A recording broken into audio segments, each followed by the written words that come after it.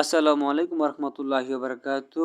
এই কাকার বাড়ি হলো রংপুরে। তাকে দেখে আমার অনেক মায়া লাগলো। তিনি পায়ে রিক্সা চালায়। বর্তমানে ঢাকা শহরে অটো রিক্সায় চলে বেশি, তাই আমি তার রিক্সায় উঠলাম। তাকে দেখে যেহেতু মায়া লাগলো, তিনি অনেক কষ্ট করে, তার 12-13 বছর একটা ছেলে আছে, সংসারে ইনকাম করার মতো কোনো ওরকম ছেলে সন্তান নাই।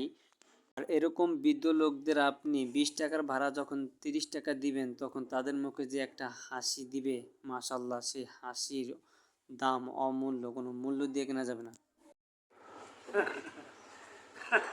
বাড়ি কই জানা? রংপুর। রংপুর। ছেলে সন্তান নাই? একটা ছেলে একটা মেয়ে। এরা ইনকাম করে খাওয়ায় না আমরা? জমা জমি নেই বাবা, বলছেন খালি থাকার জায়গা না, বুঝলেন না? বেটা আবার চাপ দিয়ে পারি, সত্যি চলে পারি, সত্যি নিয়ে আমি চলি। পরে আল্লাহ বেড়া দেখবি কি দেখলে আল্লাহ পাক ছাড়া কেউ যাবে। পোলাকে ছোড়ো? হ্যাঁ, বেশি এও নয়, 12-13 বছর। ও, তাহলে তো আর কিছু করার নেই।